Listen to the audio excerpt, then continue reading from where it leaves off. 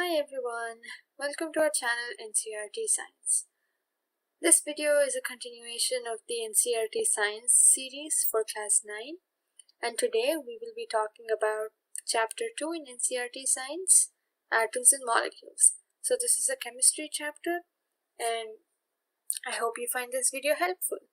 I wanted to mention that this video will also be helpful to those preparing for NEET and JEE, in addition to those preparing for CBSE exams. And I encourage you to take your own notes.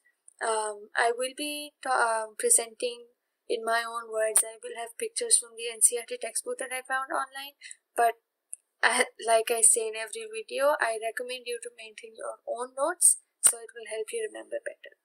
Alright, so with that said, let's jump right in and start with chapter 3, Atoms and Molecules. So I hope all of you are doing well today, and I hope you revised what we did in the previous video. So in this chapter we will be covering the mole concept. We will be touching on the basics of the mole concept, and so this will be a very important chapter. So chapter 3, Atoms and Molecules.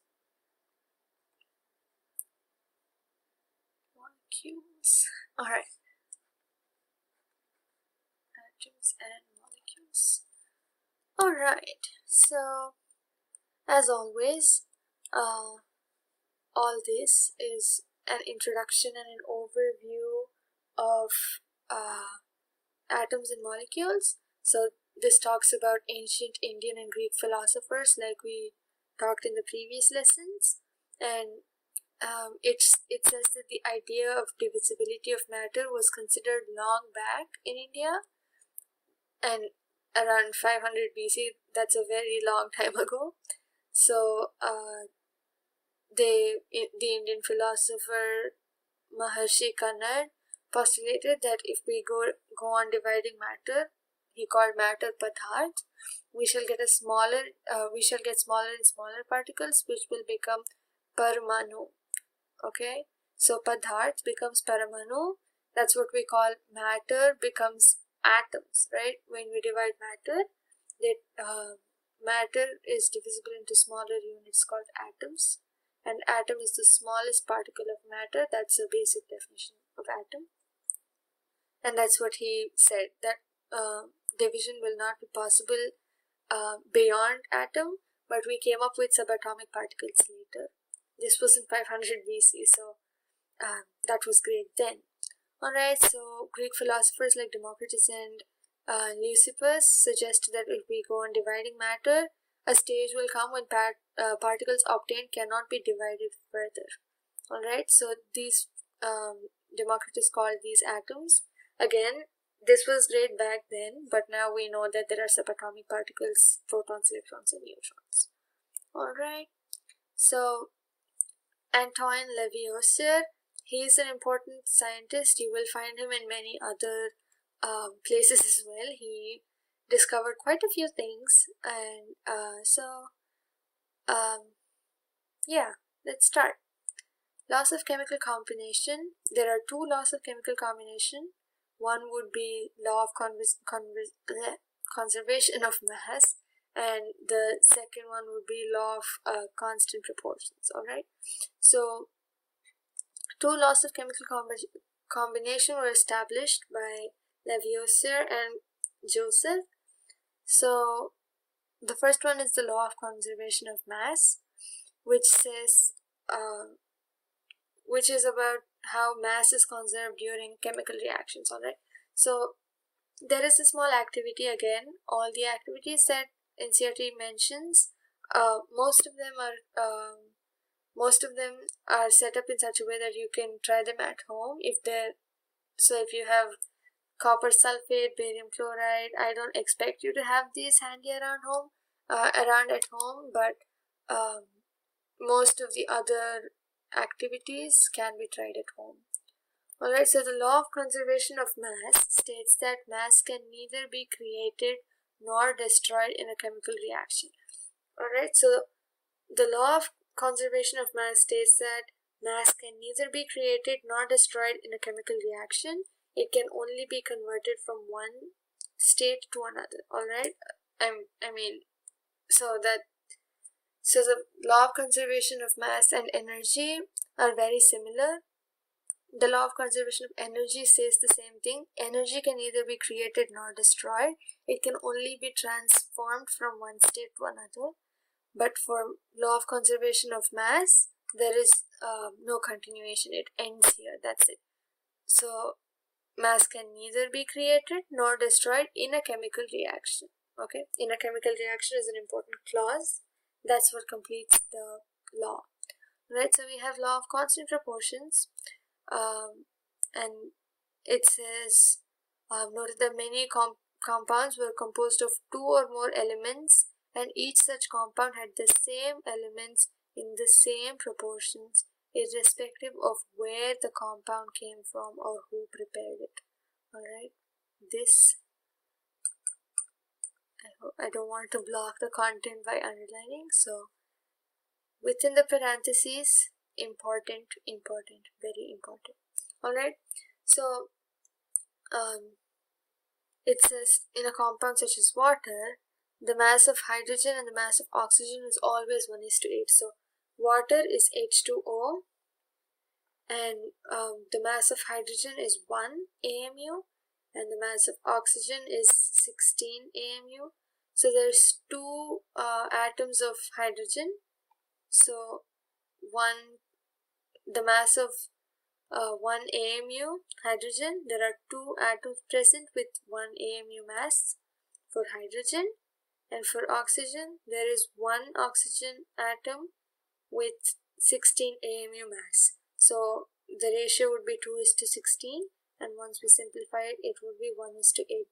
No matter where you take the water from, whether it's from your sink or the tap or your water bottle, the mass would be the same. It would be in a constant proportion, and that would be 1:8. Alright, the same holds true for all other compounds, not just water.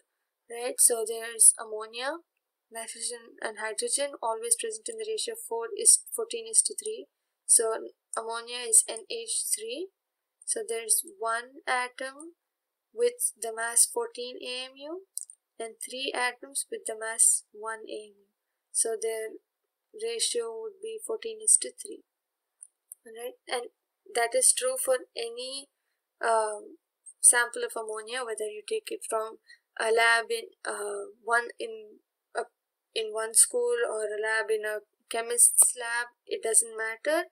It's always going to be 14:3 for ammonia and 1:8 for water, and many more other constant proportions for other compounds. Alright, so the law states that in a chemical substance, the elements are always present in definite proportions by mass. Alright, that's why it's called the law of constant proportions, because it's always present in a definite proportion by mass. Alright, and this is an important law as well. So then we have, once we move on, we have John Dalton, and this is an introduction of him. You can read it for trivia. So Dalton's atomic theory is an important concept. Alright, so Dalton's atomic theory is important. The first, he put forward many postulates, 6, and so the first postulate states that all matter is made up of very tiny particles called atoms, which participate in chemical reactions. Alright, so all matter is made up of particles called atoms, and every atom takes part in a chemical reaction. Alright, the second one states that atoms are indivisible particles which cannot be destroyed, which cannot be created or destroyed in a chemical reaction. So this was before we came across subatomic particles, but this was one of the postulates that he put forward. So the third postulate is that atoms of a given element are identical in mass and chemical properties. So this still holds true. I'm going to indicate this with red because it's no longer true. There we go. Alright, so atoms of a given element are identical in mass. So whether it's hydrogen in H2O or hydrogen in HCl, which is hydrochloric acid, the mass of hydrogen is always 1 AMU. Whether it's in water or hydrogen chloride or nitric acid, it doesn't matter. It's the hydrogen of any compound is always 1 AMU. Similarly, whether it's carbon dioxide, carbon monoxide, water, the mass of oxygen is always 16 AMU. That's what the third postulate states. And then the fourth one says atoms of different elements have different masses and different chemical properties. Different elements have different masses and chemical properties. So if we're comparing oxygen and chlorine, they have different masses, right? Oxygen has a mass of 16 AMU. Chlorine has a mass of 35.5 AMU. So I don't expect you to know this right now because that's what we're going to cover. But just to make it clear, I am bringing in these numbers before we actually come to that part of the lesson. Alright, so when we're comparing different elements, oxygen and hydrogen, of different compounds, water and hydrogen chloride, they have different masses, 16 AMU and 35.5 AMU. And they have different chemical properties. The chemical properties of oxygen are not the same as the chemical properties of chlorine. That's what the fourth postulate states. The fifth one says atoms combine in the ratio of small whole numbers to form compounds. In this postulate, the key term is whole numbers. Alright, there is no 1.5:3. Whenever we come across a number which is not a whole number, we multiply it by a number which makes it whole. So what makes 1.5 into a whole number? 2, right? Not x. So x is to find out whether what we're supposed to multiply it by. So it would be 3:6, or you can divide it, or you can and then to simplify it, you can divide it by 2, so that would be 1:2. Alright, there is never a 1.5:3 ratio of atoms to form compounds. Alright, it's always a whole number ratio. That's the fifth postulate. And the sixth one says the relative number and kinds of atoms are constant in a given compound. Alright, that's the sixth postulate. Moving on, we have a few questions.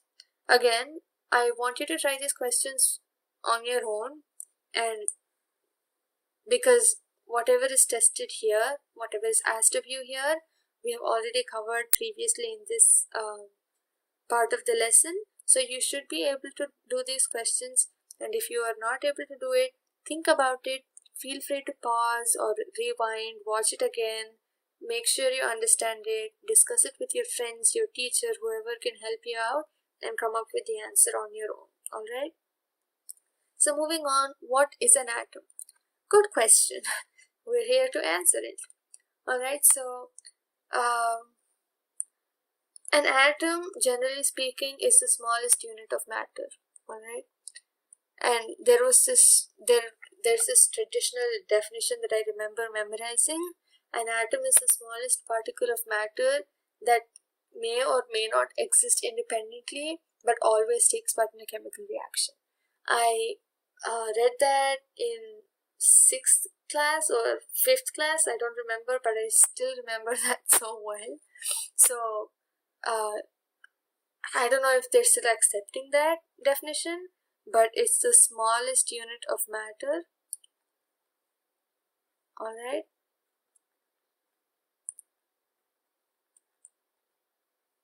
So this is a basic definition. I don't think you need to do the rest. You don't need to remember the rest of the definition. It was just something that I remember since a long time. So it's the smallest unit of matter. That is what you need to know. And how big are atoms? So they're very small. Imagine air around you. That is matter. You can't see it. So imagine how small the particles of gases are. And a part of these particles, or sometimes these particles themselves, are atoms. So they're very small, so small that we can't see it with our naked eyes.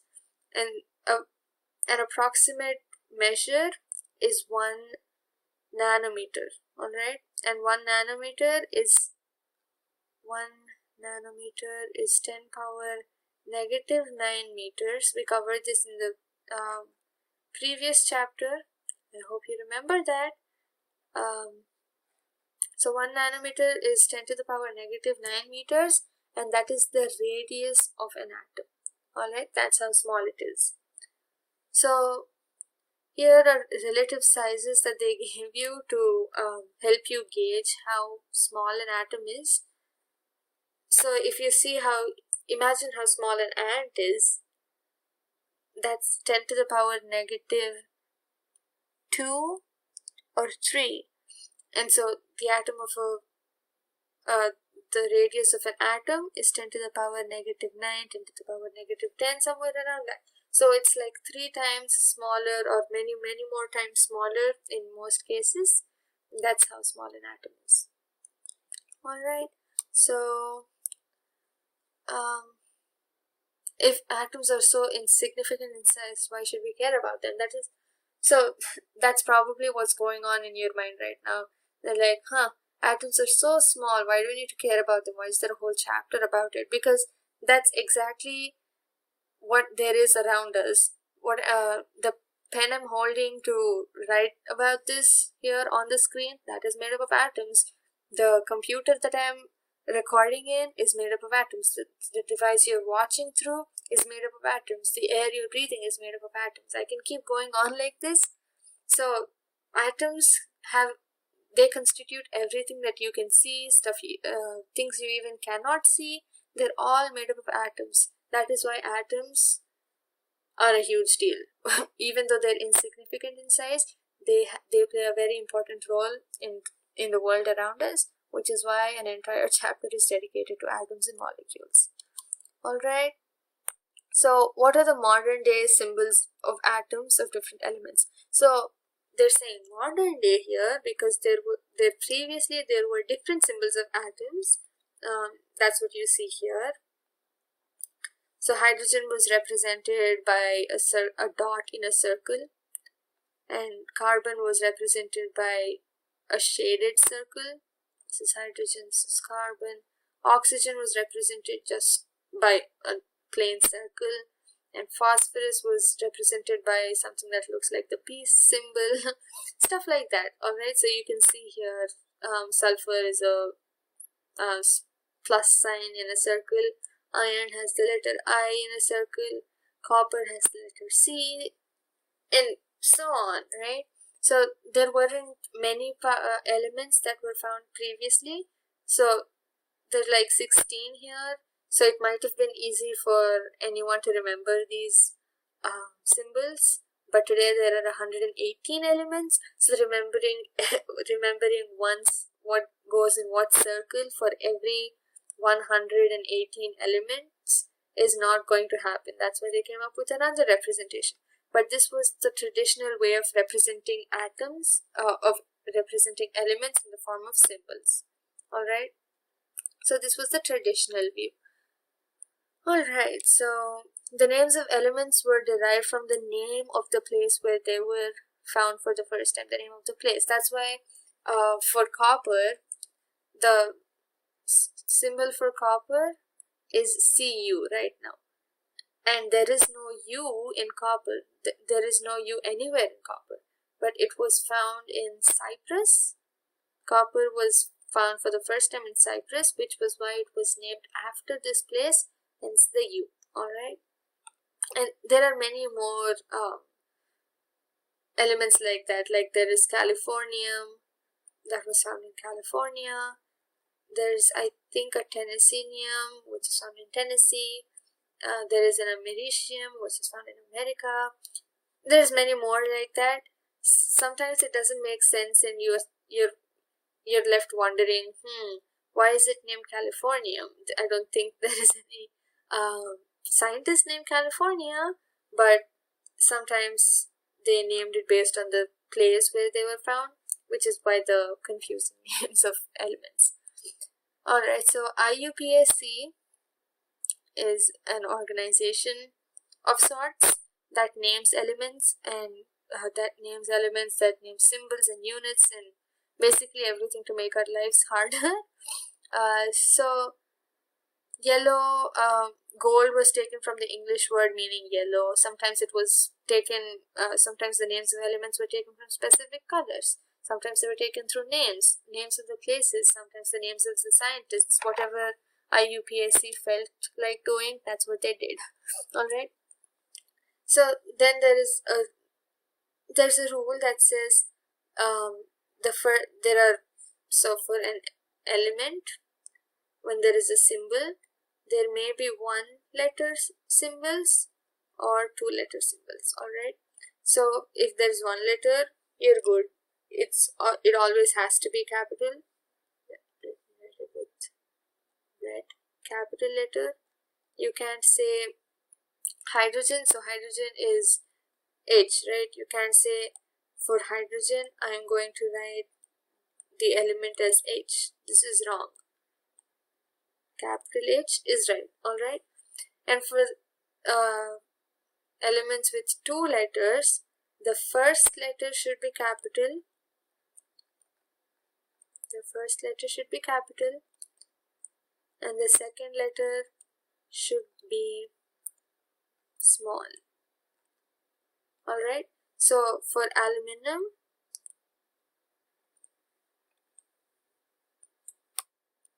it's AL, right?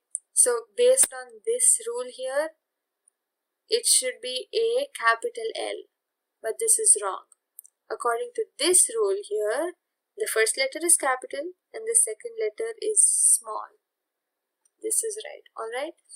And similarly for copper, it's Cu, but that doesn't mean Cu is correct. This is wrong. C, capital C, small u. This is right.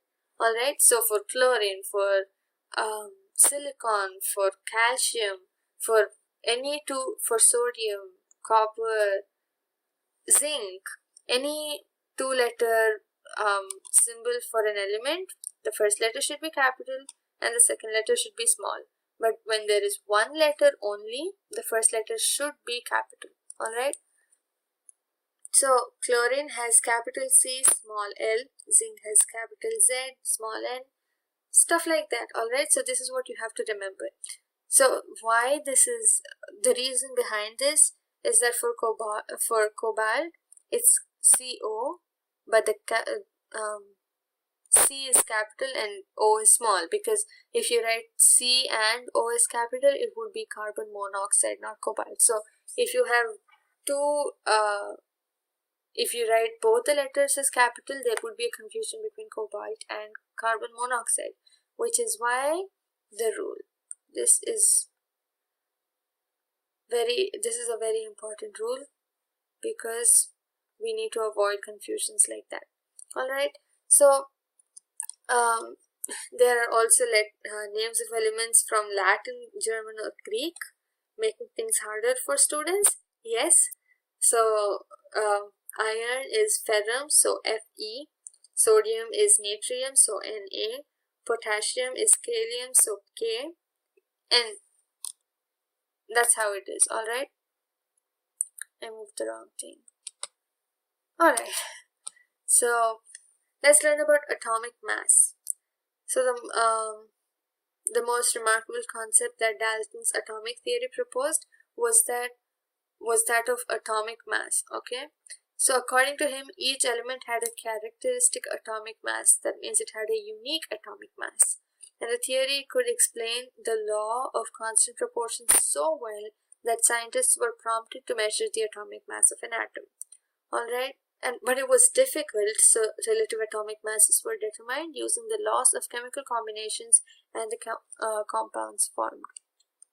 Alright, so this is just more about atomic mass, and here we have a table for symbols of some elements. These are frequently occurring elements. I don't expect you to memorize them all at once, and apparently NCERT doesn't want you to memorize all of them at once either. So just take 5 minutes every day to make sure you learn one stretch of elements, and then the next day spend 7 minutes, say, to recap these elements and then learn these elements, and then 9 minutes the next day to recall these elements, and learn these elements, so that it would be easier for you in your later chapters, because these are very frequently occurring elements. You need to have the familiarity with them. So whenever they say aluminium, you can say, oh, that's Al with the capital A and the small l. Alright, when I say gold, you say, oh, Au, because it's aurum. Gold is aurum, which is why it's Au. Alright, when I say silicon, you say, oh, that's Si. When I say zinc, you say, oh, that's Zn. That's how you're supposed to say. Within a fraction of a second, you're supposed to tell me the element, the symbol of the element. Alright, that's how familiar I want you to be with that. So then we want to see how to calculate atomic masses. So there were when scientists were trying how to determine the atomic masses, the first way they did it was that they took oxygen as the base element, because it was naturally occurring, and it was abundant. So oxygen was taken as the base, but then they realized that oxygen had isotopes, and isotopes are substances which have the same number of protons but different number of neutrons, so their masses vary. So we'll talk more about isotopes later during the year or during this course, but oxygen has different isotopes, and they have different masses. So it's not always an oxygen atom which has a mass of 16 AMU. Alright, so whenever scientists took an oxygen atom, they had to make sure they were taking this 16 AMU, or else they would have wrong results. And this made the scientists disappointed, because they thought oxygen would make it easy for them, but it was in turn making it difficult for them. So they rejected oxygen and they moved on to carbon. So carbon is a more abundant element, and it has, even though it has isotopes as well, a vast majority of naturally occurring carbon has the C12 atom. Alright, so for oxygen, there was a possibility of picking up an oxygen atom in it was likely to have an isotope of oxygen, but for carbon, a vast majority of naturally occurring carbon was carbon 12. Okay, so a carbon atom with 12 AMU. So the scientists decided to take this as the base element for measuring every other element's atomic mass, and that's how it is until now.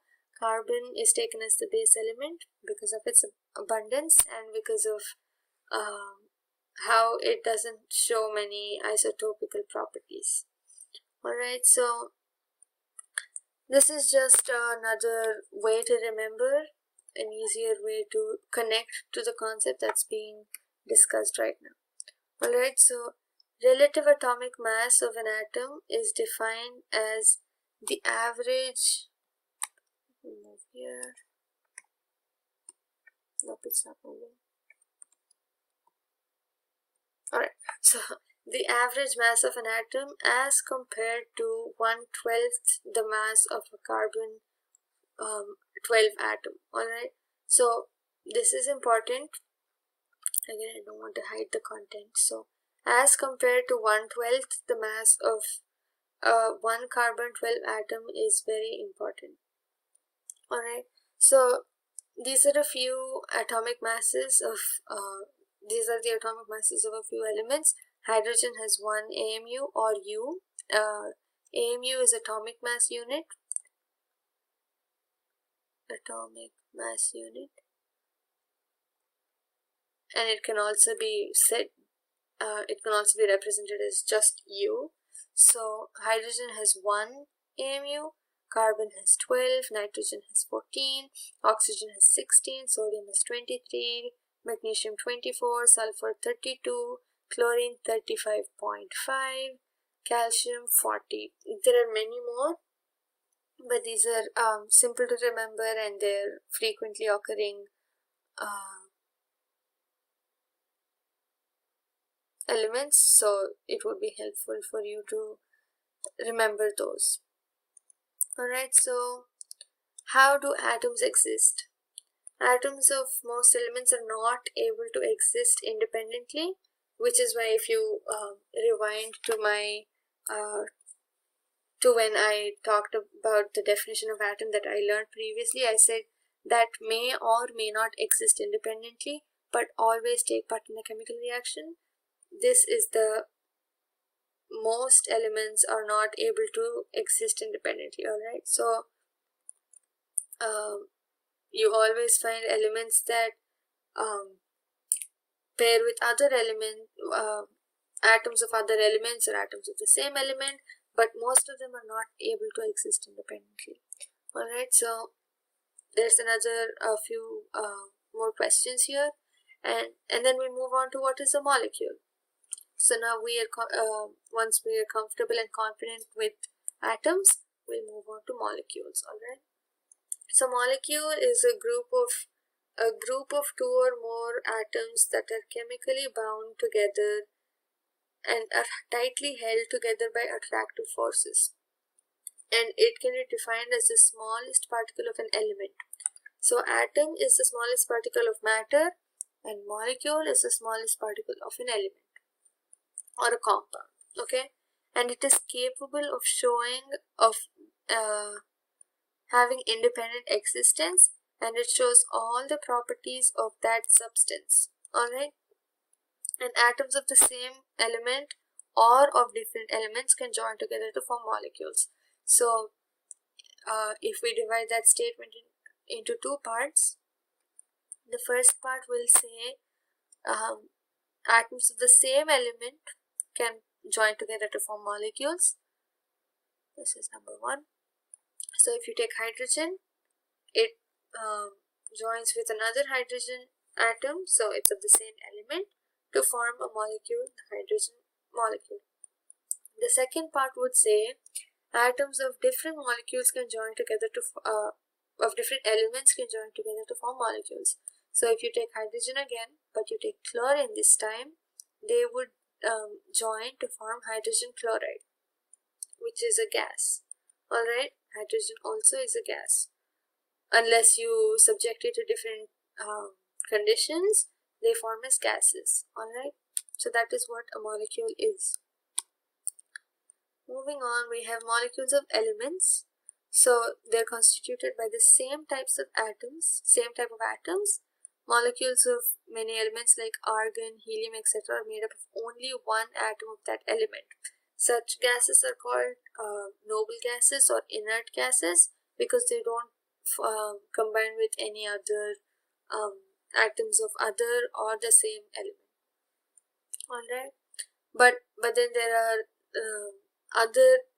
all other elements which form combinations with atoms of either the same element or different elements. One example would be oxygen, it could be hydrogen, it could be ozone. Ozone is 3 oxygen atoms, so oxygen plus oxygen plus oxygen. It could be carbon dioxide. So this is a combination of atoms of the same element and different elements. Alright, carbon dioxide, nitrogen dioxide, all those are molecules, but atoms of elements have examples like ozone, hydrogen, oxygen, nitrogen, and other such examples. Alright,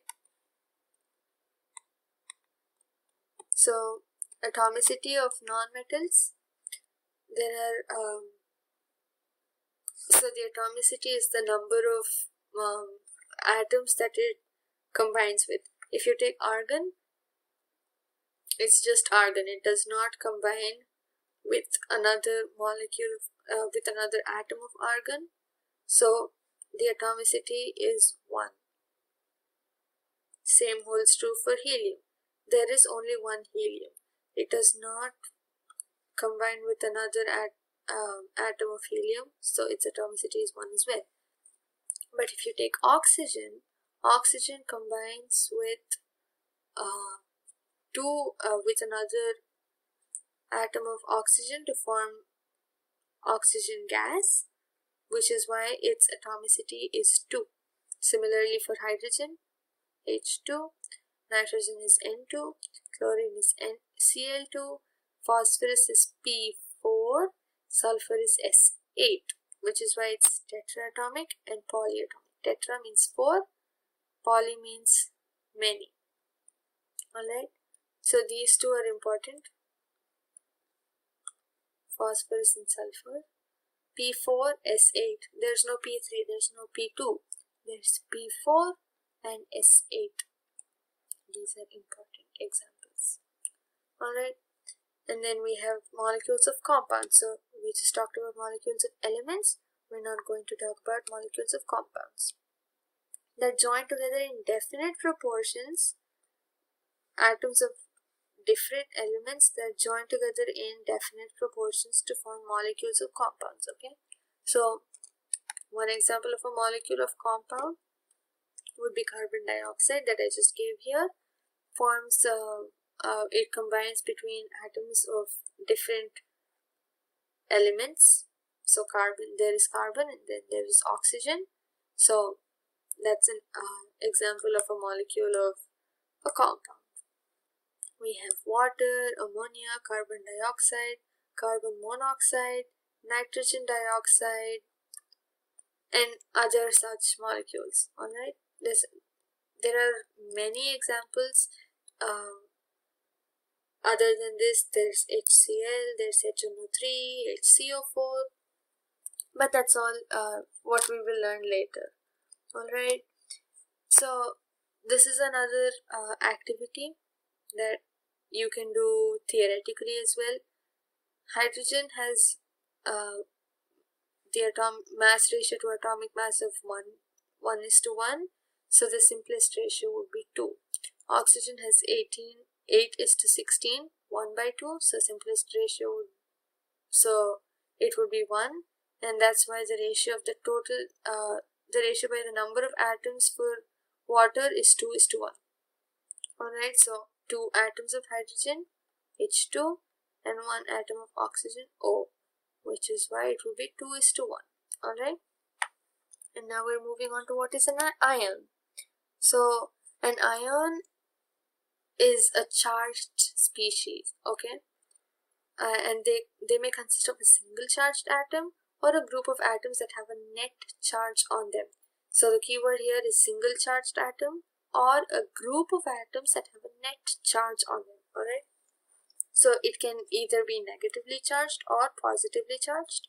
An ion that is negatively charged is called an anion, and a positively charged ion is called a cation. Okay, you should take care to remember right now that negative is anion and positive is cation. Okay, because later in chemistry, I'm not sure if it's 9th class or 10th class, but there will be a confusing concept where if you're not clear which one is which now, you will face a lot of difficulty in that chapter. So make sure you understand this. Make sure you keep in mind that negative is anion, positive is cation. Say it to yourself until you get it if you want to, but you should make sure you know this clearly and understand perfectly, okay? Negative is anion, positive is cation. Alright. And I'm stressing on that a lot. I cannot stress enough, but I have to stress on this because it is very important, and it is very important. That's all I can say. Alright.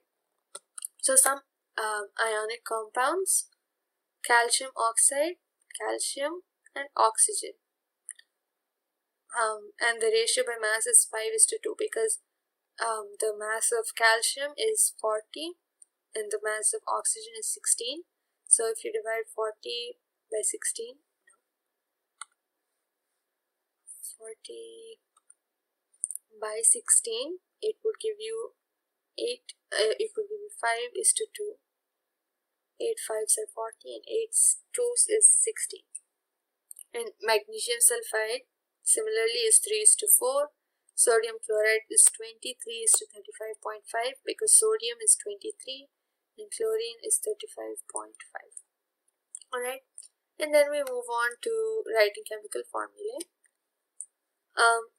So this is a very important concept, and if you pay attention, this is a very easy concept as well. But if you don't pay attention, this is going to haunt you throughout chemistry, because writing chemical formulae is a very important part of chemistry.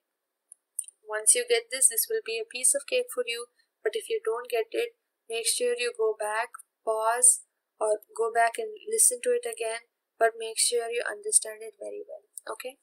So chemical formula is the symbolic representation of its composition, the symbolic representation of the composition of a compound is a chemical formula. Alright, so it's so it can be written easily. Just believe you can do it easily, pay attention, and it will happen.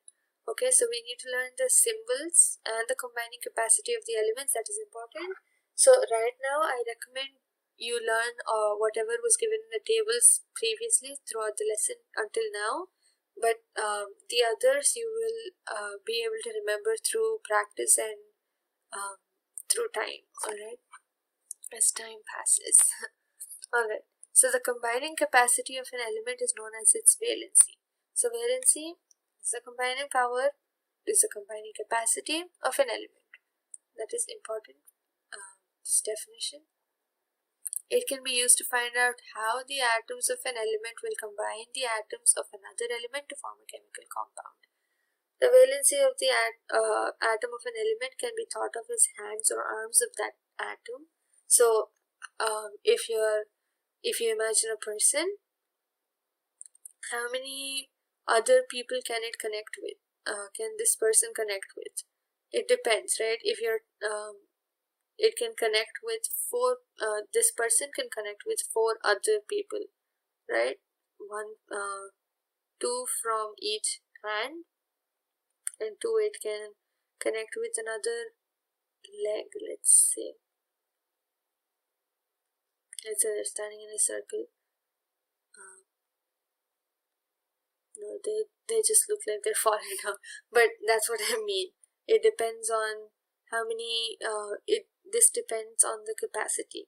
So the valency for an atom is equal to the hands and legs for a person. Alright, so human beings have 2 arms and octopus is 8. If one octopus has to catch, so this is just another easy way to connect to the concept.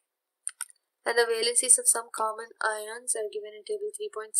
This is important because once you learn, once you're perfect with everything in this table, you will be able to write chemical formulas with a lot of ease. Alright, so take a moment to pause this video right now and go through the symbols, names of ions of all these ions. And once you're familiar with them, I'm not asking you to by heart them today, but once you're familiar with them, play the video again and we'll move on. Alright, okay, so I'm not going to read every symbol, but I'm just going to read a few because I don't want to waste time. Sodium is Na plus, and the plus, if there's just plus, it means +1, okay? Potassium is +1 again. Silver is +1. Copper is +1. Alright, so this is an exception because as you can see here, copper occurs again in valency 2, it occurs in valency 1 and 2, and iron occurs in valency 2 and 3. So exceptions like copper, iron, other such metals, they show more than one valency. This is important. I don't want you to worry about it right now, but the Roman numerals shows their valency in a bracket. Okay, so if it's 1 here, it means that it's copper +1.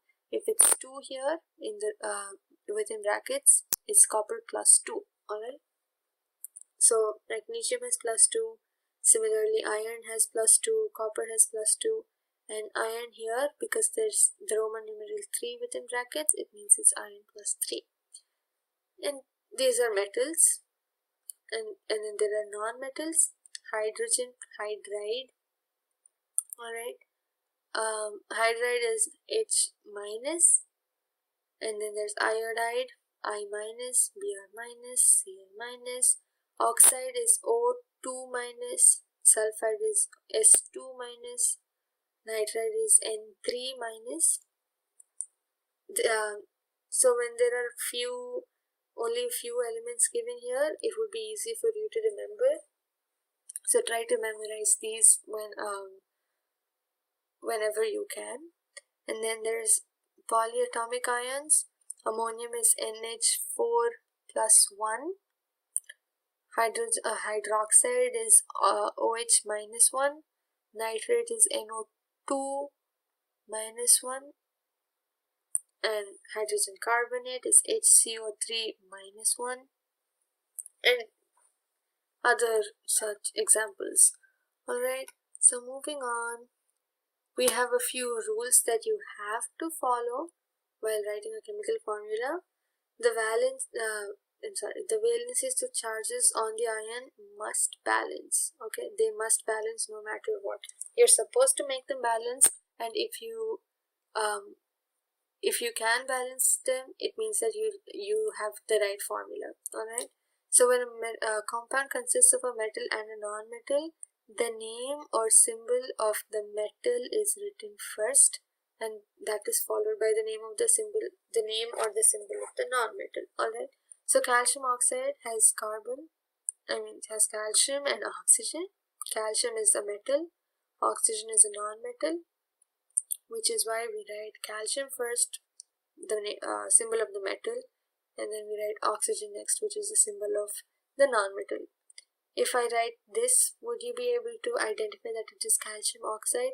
No, because this is wrong and we have never come across anything like this. Alright, so CaO, metal followed by non-metal, is the way to write this. Okay, so in a compound formed with polyatomic ions, the number of ions present in the compound is indicated by enclosing the formula of an ion in a bracket and writing the number of ions outside the bracket. Alright, so if I take what shall I take? NH4 CO3. Okay, so if I take ammonia and carbonate, this is plus, this is -2, and I don't expect you to know all this right now, but I'm just giving you an example. So this is 2 and this is 1. It would be NH4 taken twice, that's how you say this, CO3. Alright, and what would happen if I don't include the brackets is this. How would you say this? NH42CO3, NH42CO3, it would be very confusing. That is why plus the 2 would go only to H. That's how we would assume it, right? But if we put ammonium in brackets here, we could say NH4 taken twice CO3. Alright, You will understand this better once we learn how to write formulas, but I just wanted to put it out there.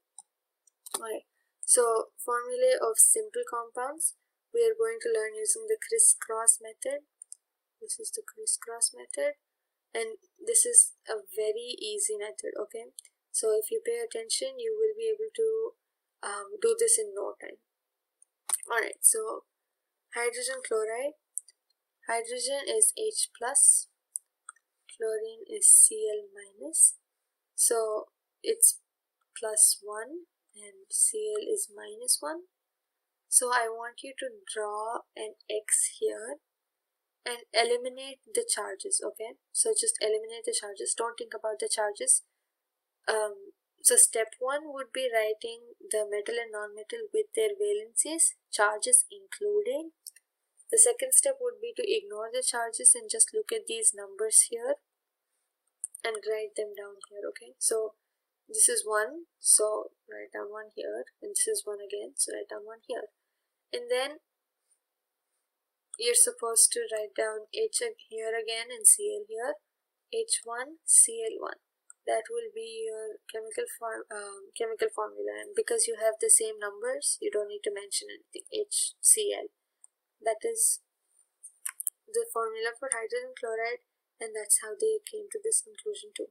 So hydrogen sulfide, let's try that one on our own. H plus and S minus 2. So plus 1 minus 2. And once we draw this X here, it would be, so once we wrote this, we ignore the charges. So this would be 2 and this would be 1. I want you to do the leftmost number to the right side of the X and the rightmost number to the left side of the X. Okay, this is important. Alright, and then you go on to write H and S here again, but this time it's H2S1. You don't count, you don't say 1 in anything, so the formula would be H2S. Let's see if that's what they got. Yeah, see, that's what they got here. Alright, that shows us that our method is correct and that we were able to do it well. Okay, because we were able to balance it, we were able to come up with the right formula. And then we have some more examples. Aluminium oxide, Al plus, this doesn't want to listen to me.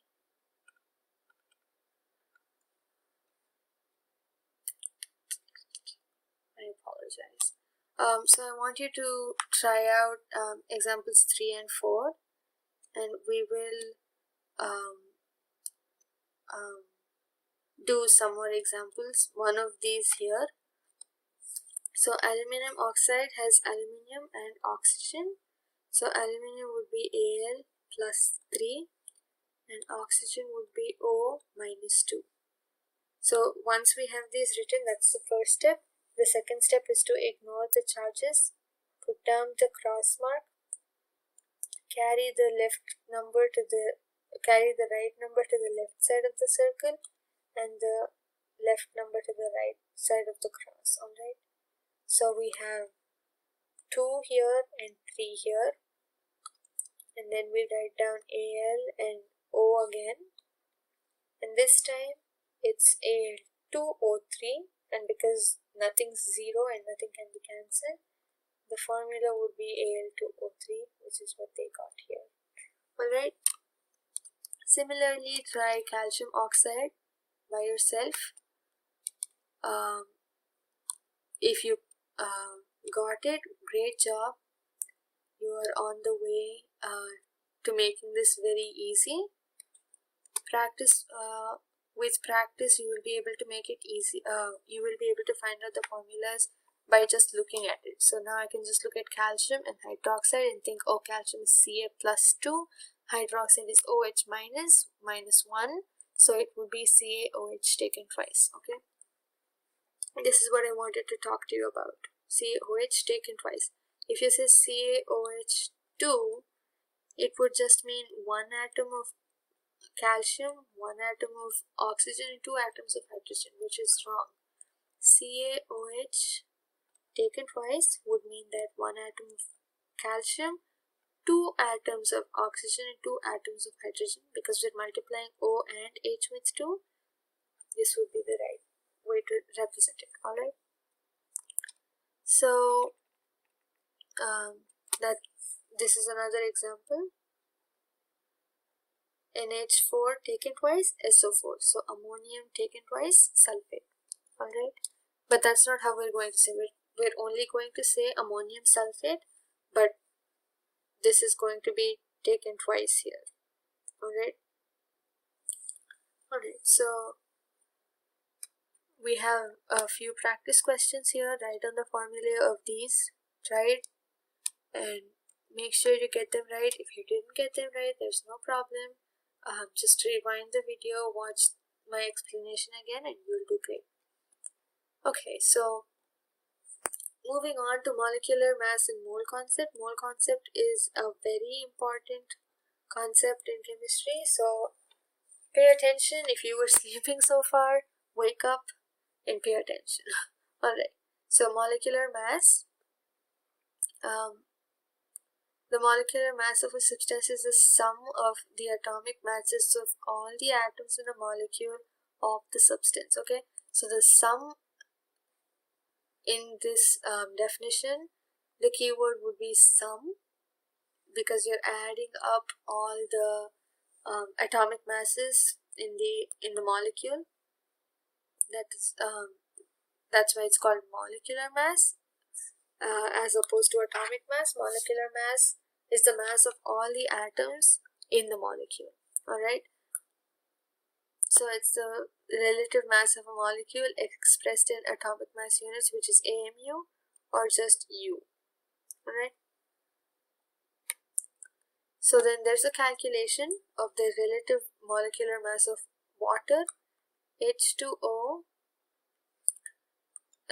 and hydrogen has 1 AMU, and there are 2 atoms of hydrogen, so that would be 2U. And oxygen, I can switch colors, 1 atom with 16 AMU mass with 1 atom with 16 AMU mass, so it will be 16U.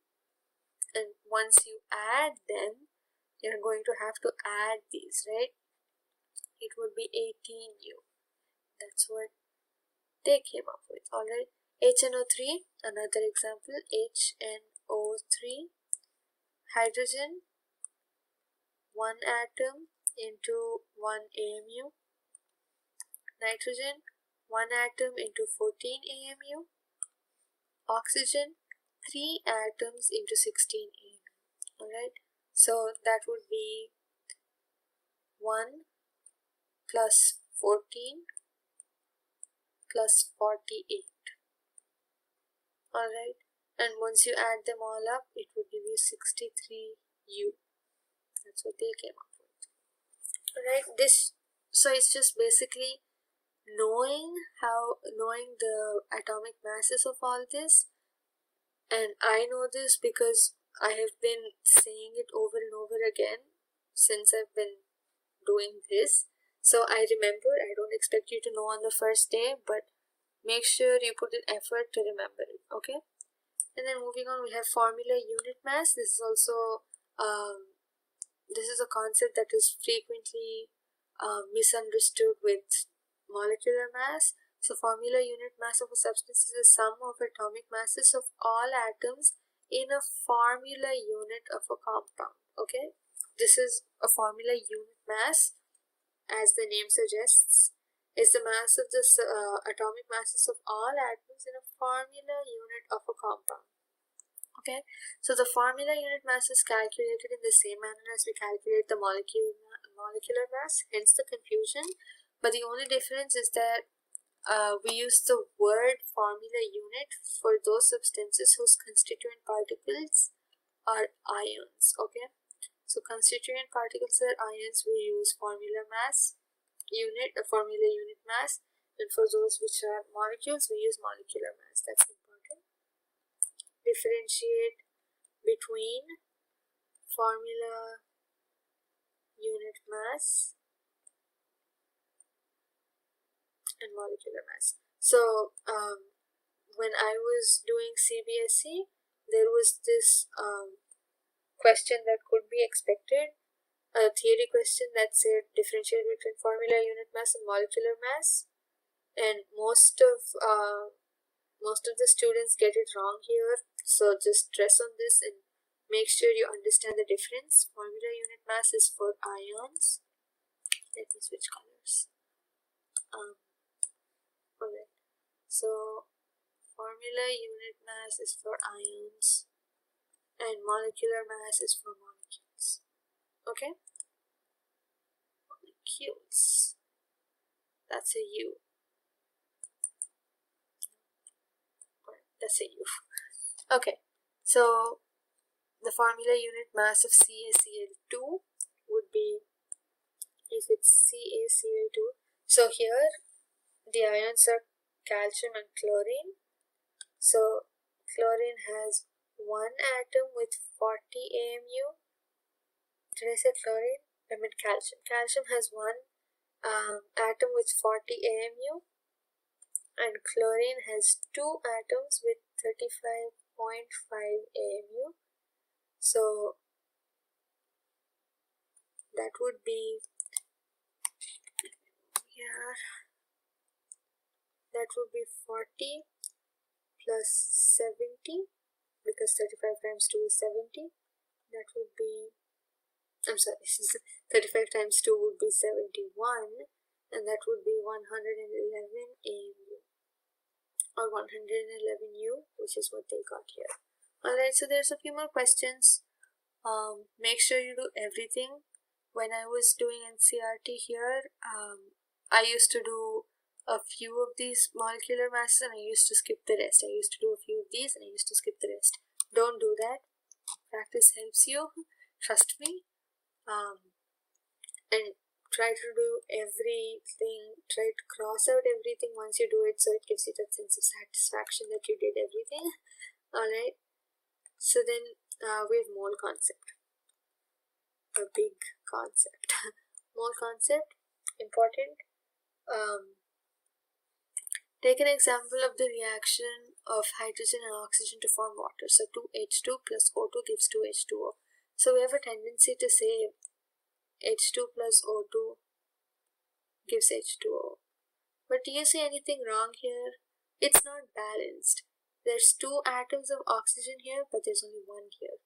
So when you're calculating, or when you start mole concept, you should have it fixed in your mind that every equation is supposed to be balanced. Alright, so in this case, just add a 2 here and a 2 here, right? So there's 4 atoms of hydrogen, 4 atoms of hydrogen, there's 2 atoms of oxygen and 2 atoms of oxygen, right? So 2 into 2 is 4, and 2 into 1 is 2. That's how this equation is balanced. And always remember that equations have to be balanced for mole concept. Equations have to be balanced for mole concept. Alright, so the above reaction indicates that 2 molecules of hydrogen combine with 1 molecule of oxygen to form 2 molecules of water, or 4 atomic mass units of oxygen molecules combine with 32 atomic mass units of oxygen molecules to form 36 atomic mass units of water molecules. Okay, so you can compare it either in terms of the number of atoms or the mass. Okay, and we can infer from the above equation that the quantity of a substance can be characterized by its mass or the number of molecules, like I just said, by the mass or the number of molecules. But a chemical reaction equation indicates directly the number of atoms or molecules taking part in the reaction. So if you have this equation right here, it will directly tell you that there's two molecules of hydrogen to 1 molecule of oxygen gives you 2 molecules of water. You don't need to sit and calculate the masses. So whenever you have an equation like this, it's easier to just find the number of atoms or molecules taking part in the reaction. So it is more convenient to refer to the quantity of a substance in terms of the number of its molecules or atoms, like I just said, rather than their masses. Alright, so a new unit, mole, was introduced. This is not the animal, this is not your last two teeth. It's just a unit of measurement in chemistry. Alright, so mole is represented as MOL. There's no E. The E in the actual word is eliminated to form the abbreviation, and it is the SI unit of the amount of substance. Alright, 1 mole contains exactly this number here, 6 to the power, 6.0221407 into 10 to the power 23 elementary entities. Alright, so I'm not sure if that's clear to you, but let me write it here, 6.0221407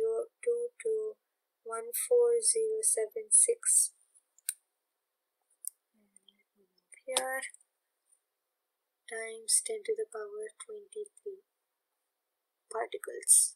Don't forget units, never forget units in chemistry. Alright, that's a problem I have till today. I forget units in chemistry and I keep using points. Don't do the mistake that I do. Alright, so 1 mole of carbon atoms is equal to, I'm not sure if the picture is very clear to you, so as I'm saying it out, just try to make out the words and note it down, okay?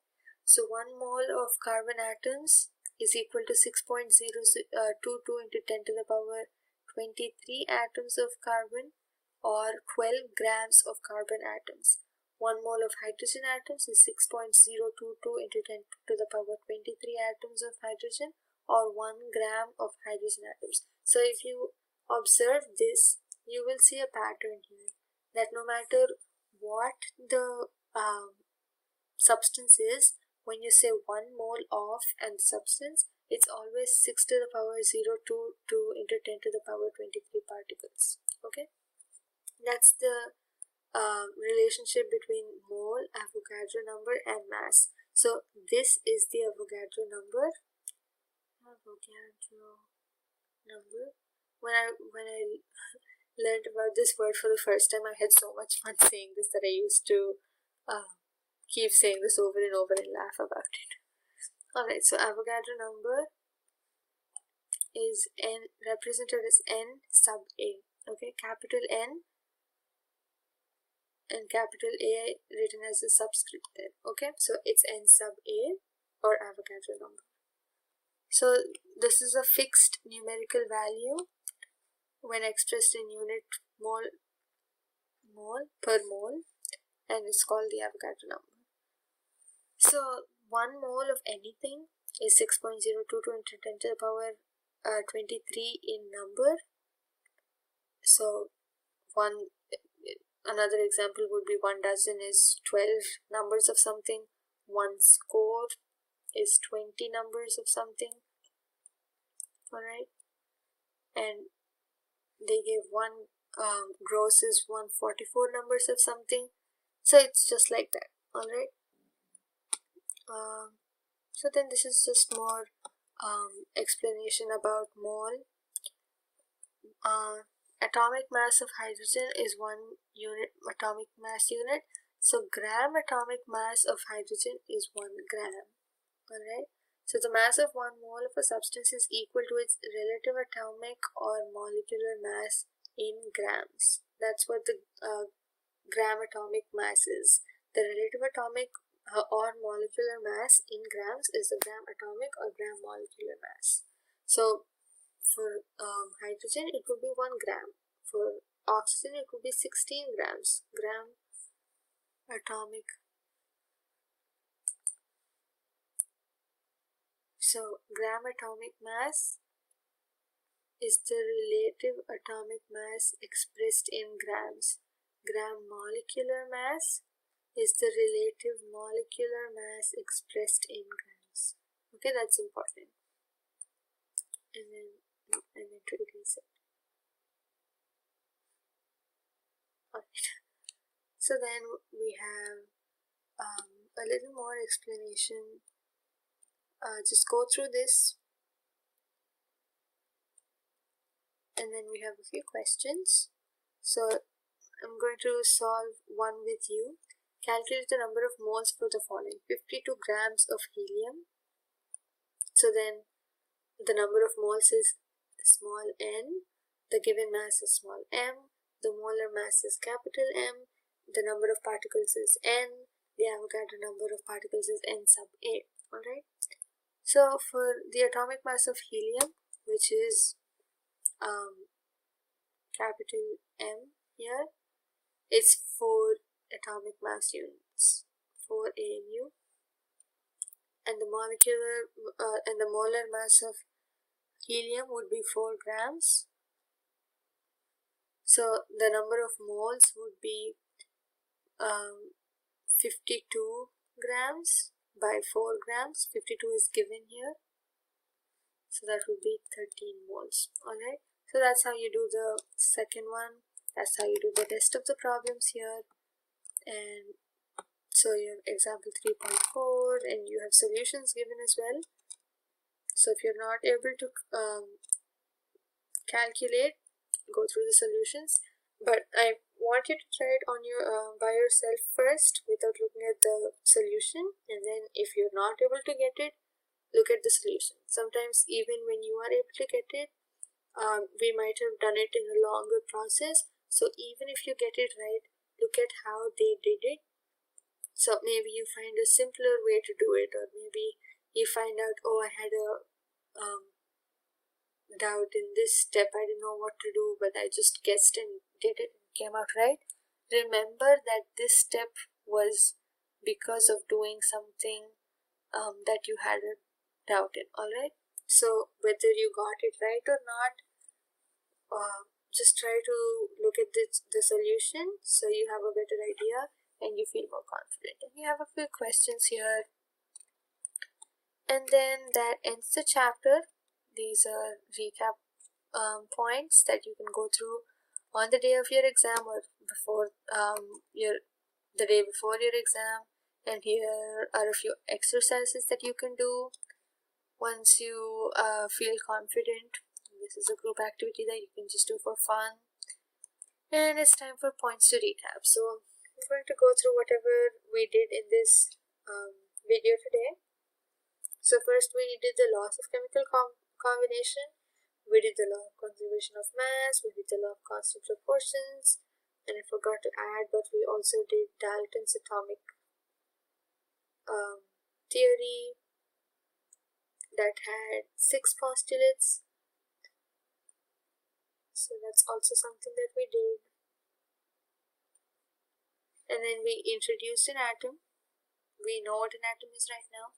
We talked about elements and their symbols, the old and that's not what I meant to do. The old and new systems of elements. And then we learned about atomic mass. We introduced a molecule. We learned about ions. We learned about chemical formulae, how to write them, how to easily do them, how to what to memorize, when to memorize. We did that, and then we learned about molecular mass, which is for molecules. And we learned about formula unit mass, which is for ions. And then we learned about the mole concept. And that's about it. So I hope this video helped you understand the concept better, and head on to the next video, which is structure of an atom. That's also a chemistry chapter. That will be the last chemistry chapter for NCERT Science class 9. And that would be structure of the atom. And don't forget that you can do this. Have a great rest of your day, and please like and share this video, subscribe to our channel for more content, and rock your exam. All the best. Bye bye.